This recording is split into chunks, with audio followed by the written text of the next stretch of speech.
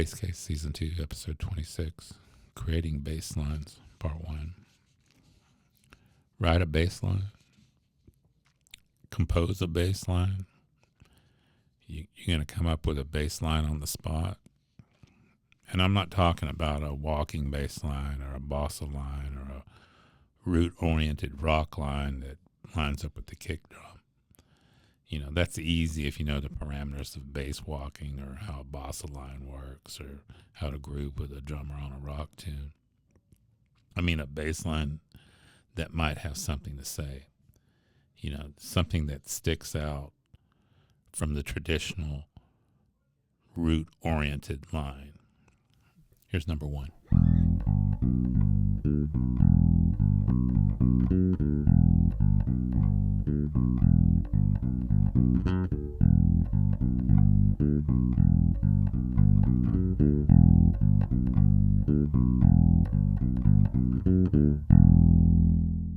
Okay, that's the bass line from an 80s tune by the Smithereens called Blood and Roses.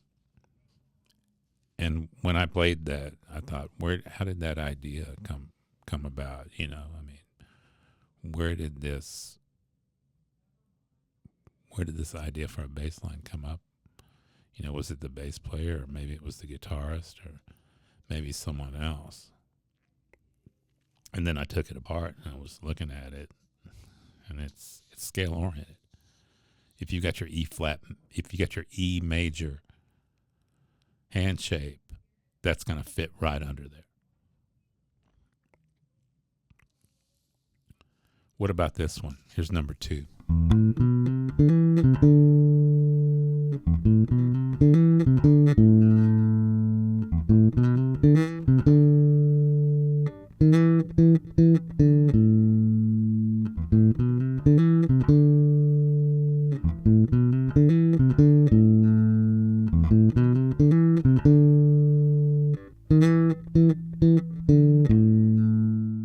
Paul Chambers' melody from So What?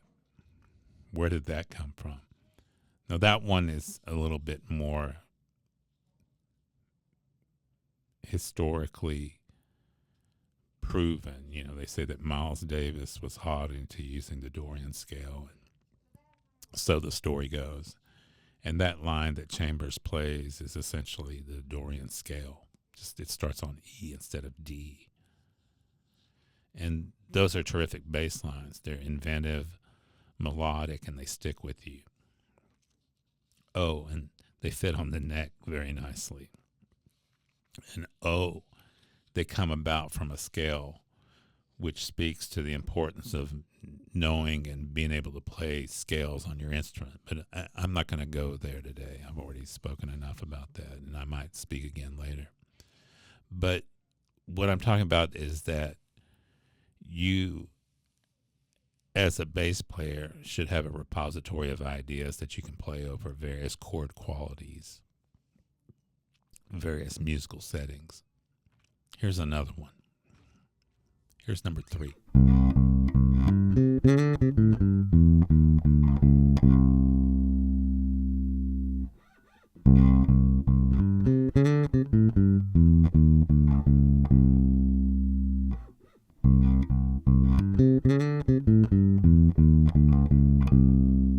Okay, that's Paul Denman's bass line to end Sade's Is It a Crime? I think that's from like 1984, 85. It acts like a scale. It acts like a blues scale, but with an additional, I guess what you might call an additional blue note. And it's a nice way to end a tune. And after I learned that, I used permutations of it 1,000 times. I still do. It's nice and compact. And again, it's part of a scale. And what I'm getting to is the application of the technical exercise, of taking the technical exercises that you are doing or should be doing and making something out of them. It's good to practice scales, and I hear them where I teach at constantly. But the application is sometimes missed. Practicing the scale up and down in all 12 keys, that's fine. That's good. You need to be doing that. making something musically happen with it that's even better. Francois Rabaut, the bass pedagogue for double basses, the Rabaut method, says he practices his scales every day. There's a video somewhere on YouTube of him practicing a scale, except he's not running the scale up and down. He's taking what I remember is C major scale, and he's creating a melody with it.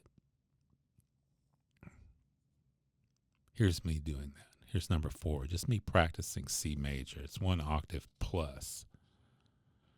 Number 4.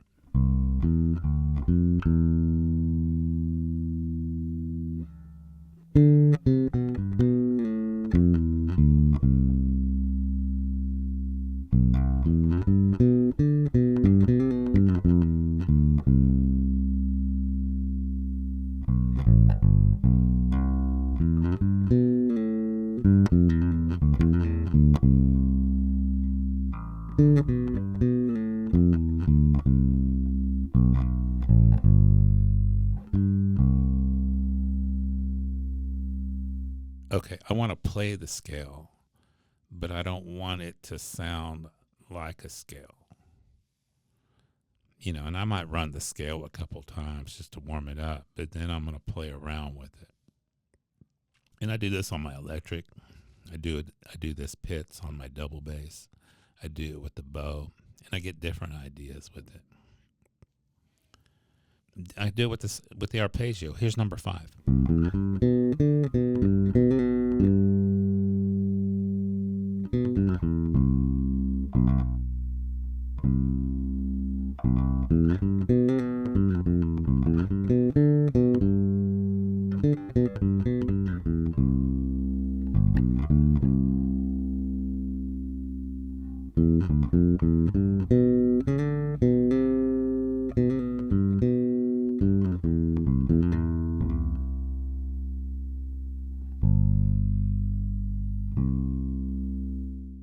And that's me practicing, practicing in quote marks, the C major arpeggio, 1 octave plus, right? I'm taking it to the 9th, but I'm trying not for it to sound like the arpeggio. I'm doing rhythmical things with it, and I'm also playing it out of order. And and that's what you want to be doing, because then you'll find some ideas for your lines that make you sound like you. Let's extend it further and use more of the neck. Here's number 6. Here's C major, 2 octaves, number 6.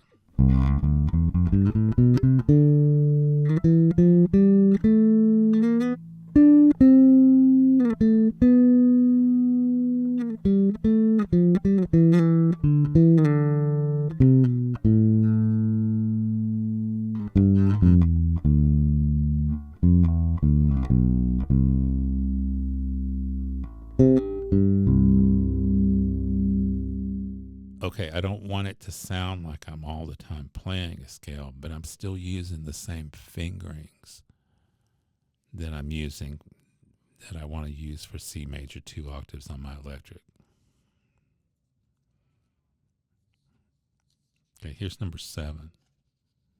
Same thing, C major 2 octaves, trying not to sound like a scale. Number 7.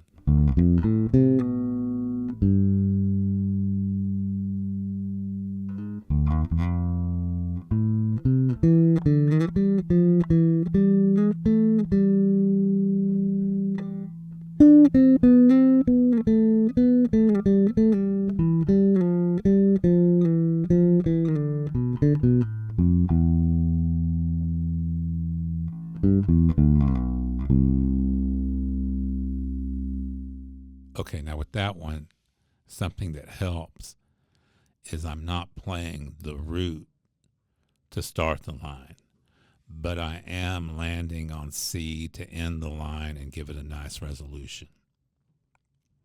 So I'm getting away from the root. What one of my former professors called root. Bass players had rootitis. We're always attracted to the root because we use it for our bass lines, right? But in our solos, we were playing too many roots. So I'm starting the scale, but I'm staying away from the root. Okay. And then I land on C to make it sound like it's resolving correctly.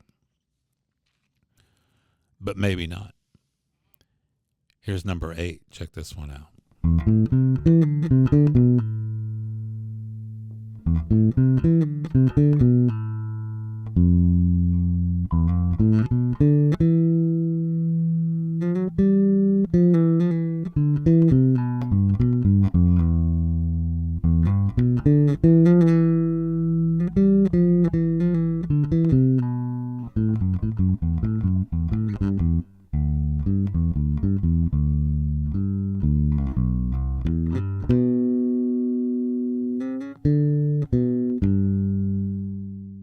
Okay, number 8, similar to number 7, is that I started not on C, but I also did not end on C. I'm playing C major scale, but I'm staying away from starting and ending on C. So thus, already, right off the bat, I'm not sounding scalar. And when you explore those daily, when you're playing your scales like you're supposed to be doing, you're going to start finding some shapes that you like that are going to make up melodic material. They're going to make up melodic material for your solos.